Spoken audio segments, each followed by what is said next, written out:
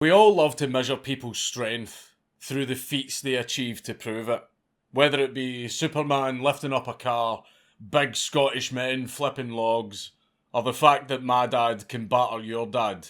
And when you gain enough of a reputation for performing such feats, it's just a matter of time before you get a nickname to match. But such a nickname isn't always that easy to live up to. Augustus the Strong.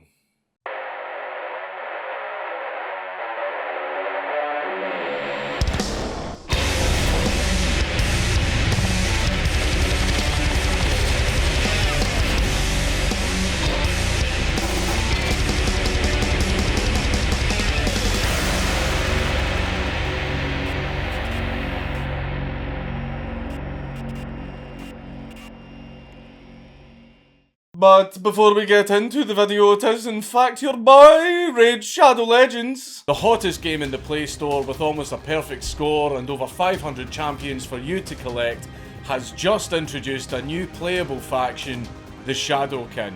The Shadowkin are heavily inspired by a medieval Japan theme and other East Asian influences. They have ninjas, samurai, and in the lore, no one knows anything about them because they are shrouded in secrecy. Are they good? Are they bad? We actually have no idea. And when you get your new Shadowkin champions, don't forget to level them up in the tavern, which is what I'll be doing, so I can test them out in the PvP arena. Raid have just had their 2-year anniversary where they have had a whole month of tournaments and events. They are also about to release a new batch of epic and legendary champions. And they are also releasing their second version of the Doom Tower, with new rewards, new gear, and new bosses. So click my link down below to download Raid Shadow Legends, and if you are a new player, you will get 100,000 silver, 50 gems, 3 ancient shards, and the champion Jotun, who is really good for making it through the Doom Tower. These rewards are only available to new players and only for the next 30 days, and you can find these rewards here in your inbox. Augustus II was born into the House of Wettin on the 12th of May 1670 in Dresden, which at the time was the electorate of Saxony in the Holy Roman Empire. His father, John George III, was the Elector of Saxony until he died on the 12th of September 1691, with Augustus's older brother, John George IV, succeeding him. On the 20th of January 1693, Augustus married Christiane Eberhardine of Brandenburg-Bayreuth, and they had a son, Frederick Augustus II, 3 years later. Augustus was obviously very unlikely to become elector due to being the little brother, so his life looked set to be a pretty standard and boring one of a royal second child. Or was it?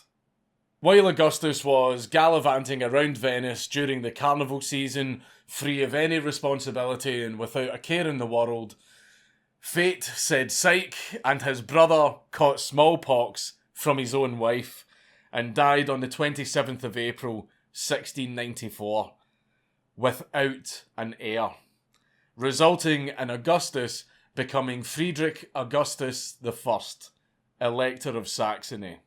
After this sudden promotion, Augustus set out to prove his worth by taking command of an imperial army and embarking on 2 campaigns in Hungary in 1695 and 1696 during the war against the Turks.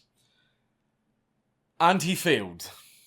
But despite this setback, it wasn't too long before Augustus got another opportunity to move up in the world. After King John III, Sobieski of Poland, died in 1696, Augustus decided to take a shot at ruling the Polish-Lithuanian Commonwealth and threw his hat in the ring alongside 17 other candidates. And to get a better shot at getting elected, Augustus did a bunch of shady stuff, such as bribing Polish nobles and clergymen, and even converting to Catholicism. And unsurprisingly, because corruption and the powers that be go hand in hand, it worked. Augustus won the election and was coronated as the King of Poland and Grand Duke of Lithuania on the 15th of September 1697. Unfortunately, this move wasn't without its drawbacks, as it alienated his Lutheran subjects back in Saxony. It also didn't help that he taxed them heavily to fund his election campaign. And I know that that's just how the political game works, but buying votes, raising taxes, and abandoning principles are things that I consider to be dick moves. And things that I would never do as an elected representative of the Scottish Government. Yes, the rumours are true, I am running in the Scottish election this May. I am on the Motherwell and Wishaw constituency ballot, and I'm also on the Central Scotland regional ballot. I'm running for the Scottish Libertarians. So on the 6th of May, both votes dank. Do you like freedom? Do you like freedom? I like freedom. I really like freedom. Seems every day we have less and less freedom. Would you like to change that? Well, on the 6th of May, both votes dank. Let's see if we can beat the Greens. see if we can at least beat the Greens. Oh, that'd be the funniest thing I've ever seen. The Polish crown, however, ultimately came at a heavy price, as it also cost Augustus his wife, who stayed Protestant and refused to move to Poland with him. That didn't really make much difference to him, though. In fact, Augustus seemed to really enjoy the bachelor lifestyle. Maybe a little bit too much. Augustus had many children, with a series of 10 mistresses, and while the exact number is almost impossible to verify, some estimates are between 365 and 382 illegitimate children. For perspective, that is enough kids to outnumber an entire military company. The man was just a bastard factory, just spitting out bastards like a bastard machine. However, Augustus only recognised enough of these illegitimate children to fill a squad of 8 inglorious bastards who had aristocratic mothers. He may not have followed the no adultery rule very well, but at least he managed to embrace some Catholic customs.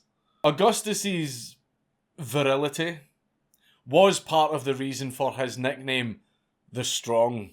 But Augustus also was very physically strong, and he liked to prove it, not only by holding up the weight of his mighty eyebrows, but he was also able to break a horseshoe in half with his bare hands. Augustus also liked to demonstrate his impressive strength by partaking in fox tossing. But I'm not talking about the vixens in his bedchambers, no. Literal foxes. Fox tossing was a competitive pastime enjoyed by members of the aristocracy, who would stand across from each other in pairs opposite a 20 to 25 foot long sling. An animal, usually a fox, is then released from a cage and made to run through the arena. Once the animal was on top of the sling, the two participants would pull hard on their end of the sling, launching the poor creature up into the air. The winner of the competition would be whoever fired their animal into the sky the highest, with some animals going as high as 7.5 metres before gravity put an end to their suffering. However, contests like these were prone to complications. As you would expect, animals don't like it when you launch them into the air to their deaths. And it's shocking, I know, who knew? So their survival instinct would kick in, leading to the animals either clinging to the sling for dear life or lashing out and giving the participants the bite and scratch wounds that they so rightly deserved. The scientific term for this is a fight or flight response. I'm allowed to make dad jokes now. Augustus famously held a fox tossing contest in Dresden where he flexed on the competition by holding his side of the sling with just one finger, with two of his strongest men holding the other end.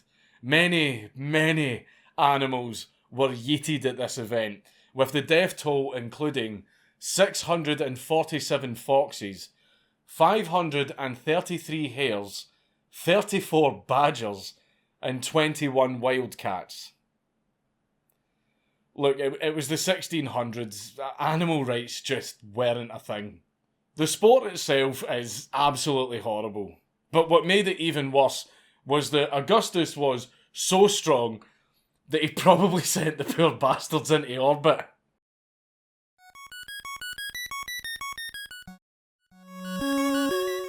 But despite being such an absolute unit of a man, Augustus was literally more of a lover than a fighter, which was demonstrated very early in his reign. As a newly crowned king, Augustus needed something to do with his new kingdom, beyond reaping the economic benefits that it brought to Saxony. And if there is one thing that kingdoms do, it's expand into empires. So naturally, he started a war. In 1699, Augustus decided to take Swedish Livonia to gain new ports for his kingdom. So he teamed up with Denmark and Russia and declared war on Sweden, which was ruled by Charles XII, also known as Carolus Rex, in a conflict known as the Great Northern War. Now, based on Augustus's past military performance and the fact that he wasn't the one with an entire Sabaton album named after him, I think you can guess how this plan went. It completely failed. After an attack on Riga by Augustus failed in February of 1700, Sweden defeated the Russians at Narva, while the Danish saw the absolute hammering that their allies were taking and wisely decided to pursue peace instead. In 1701, Charles XII captured Vilna, Warsaw, and Krakow, and the Kingdom of Poland split both literally and spiritually. While some nobles that supported Augustus were ready to fight on with Russia's help, enough nobles had tasted the meatballs and decided to back Sweden. And so they elected Stanislaw Leszczynski as their new king in 1704. 2 years later, the Swedes occupied Poland and invaded Saxony. It was at this point where Charles XII forced Augustus to renounce his crown and recognise his replacement in the Treaty of Altenstadt. After this, Augustus went to fight the French in Flanders for 2 years. But Augustus's sheer misfortune wasn't in vain.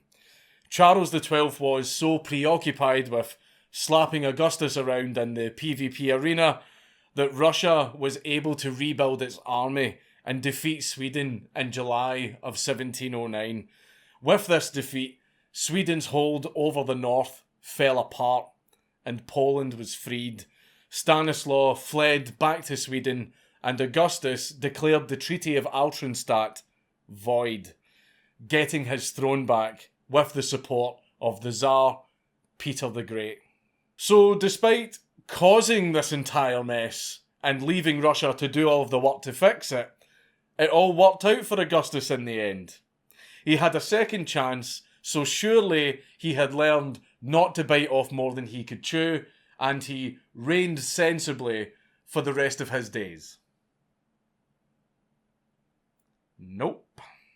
The popularity of his restoration as king got to his head, and he tried to rule Poland without the imperial diet of the Holy Roman Empire. This caused a bit of an uproar, and even Augustus's biggest supporters demanded that he follow the constitution. So he ultimately had to back down. To his credit, throughout his reign, Augustus was a big supporter of the arts, and he invested a lot in the culture and architecture of the city of Dresden. He and his courts hosted many lavish masquerades, tournaments, hunts, and celebrations there. Augustus had several Baroque palaces, terraces, and chapels built along the Elbe River, and he also invited artists from all over Europe to Dresden. Funnily enough, Augustus's influence over the city actually almost made up for his foreign policy, because of how well his investment in it maintained its value. As a man of culture, Augustus was obsessed with Chinese-made porcelain because it was extremely rare in Europe at the time, which made it a very valuable status symbol to Augustus. Therefore, he started amassing an extensive collection of the stuff. But no matter how much porcelain Augustus bought, it was never enough. So, in order to get more, he needed to produce it. Except, people outside of China had been trying to do so for centuries to no avail, as their method of mixing white substances such as eggshells and clay together wasn't working. And with that kind of failure record, surely there was no hope. Surely Augustus couldn't just make his own porcelain, resulting in yet another failure being added to his record. Well, Augustus thought so too. So he came up with a workaround and got help. In 1701, the alchemist Johann Friedrich Böttger was on the run from the King of Prussia, Frederick I, probably for promising to make gold and being exposed as a charlatan. Seeing the value of his talents, Augustus saved Böttger from Frederick's clutches by imprisoning him. Congratulations, you are being rescued. Please do not resist. In return for his protection, Böttger was forced to put his skills to good use to make gold so that Augustus could buy more porcelain. But of course, Böttger only had one problem. He couldn't just clap his hands together and transmute gold from regular crappy materials. Fully aware of this and concerned about what would happen if he didn't manage to meet Augustus's demands, Böttger suggested something that Augustus should have arrived at the instant he captured an alchemist. Just get the alchemist to make porcelain. After all, why go to so much trouble to procure a precious metal to trade for porcelain when you can just cut out the middleman and just make porcelain yourself? Plus, I'm willing to bet that porcelain is a lot easier to do than, gold transmutation. So after years of figuring out and refining the technique, Böttger managed to make porcelain by superheating clay. The Meissen Porcelain Factory was then established in 1709, and it's actually still open to this day. Imagine being a gigantic buff man that can snap horseshoes in half with your bare hands. You are also king, and you've also got over 360 bastards to your name. You're that much of a shagger. But your flex is your plate collection. Your flex is your collection of fancy plates. Ate marriage, ate the Swedes, ate the Empire. Love me plates. Unfortunately, Augustus getting his throne back using the tried and true method of Russian meddling came with a price. Russia's influence in Europe had increased greatly thanks to the Northern War. Because Russia had bailed him out so many times, Augustus's hold on what little remained of his power was so dependent on them that Poland became little more than a glorified vassal state to the Russian Empire. To make matters even worse, Augustus was constantly troubled by factions of aristocrats turning against him, which foiled his attempts to loosen Russia's grip on him by making alliances with England and Austria after he made peace with Sweden in 1719. Out of luck and out of influence, Augustus spent the rest of his reign drinking wine and trying to turn Poland into a hereditary monarchy and secure the succession of his only legitimate son with less than ideal results. This guy just didn't know when to quit, did he? Later in life, Augustus became obese and diabetic and died on the 1st of February 1733 in Warsaw, aged at 62 years old and weighing about 110 kilograms. He was buried in the Wawel Cathedral in Krakow, but his heart is held in a capsule in Dresden Cathedral. For some reason. Funnily enough, Augustus was such a screw-up that he couldn't even die without causing trouble. Upon Augustus's death,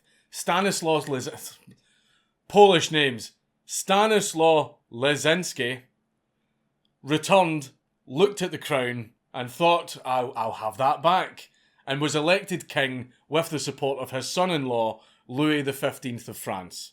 Augustus's son, imaginatively named Augustus III at this point, did not take this lying down, and teamed up with the Holy Roman Emperor Charles VI and Anna of Russia, which began the Polish War of Secession. Stanislaw was unable to resist the Russian forces and fled to France. The war then waged on along the Rhine and in Italy, with Spain and Sardinia joining France's side. Spain joined because it wanted to take Naples and Sicily, which they had previously lost to Austria, and Sardinia also had a bone to pick with the Austrians. Europe has been a messy place for like the last 1,000 years. In a nutshell, Augustus II died. His son and Stanislaw began fighting over the Polish throne. A bunch of other countries dogpiled in for their own reasons, and the entire thing devolved into yet another giant geopolitical mess. Augustus II truly died as he lived, as a massive pain in the arse. Peace was eventually achieved by the Treaty of Vienna, which, after much negotiating, was signed in 1738. Stanislaw gave up on the Polish throne, though he got to keep his title, and he was given the duchies of Lorraine and Bar for his troubles. Augustus III became the King of Poland, Spain got to keep Naples and Sicily, Sardinia got pretty much nothing, and Augustus II the Strong was fully cemented as Poland's biggest disappointment. Right up until Cyberpunk 2077. I know that mad lads usually commit great deeds to earn the title, and that despite having done some mad things, Augustus II was pretty much defined by what he failed to do. But I thought I would include him anyway, as it's an interesting example of someone that was mostly style over substance, and also perhaps partly out of pity. Overall, after being unexpectedly thrust into a serious position of power, Augustus seemed more interested in living like a king than actually being one, which ultimately resulted in the destabilisation of Poland and the beginning of its decline as a European power. Despite having great physical strength, he was never really strong where it counted, and his overambition led to disaster time and time again. But name one king that could launch a fox into orbit. It's Count Dankula on YouTube! Everybody subscribe!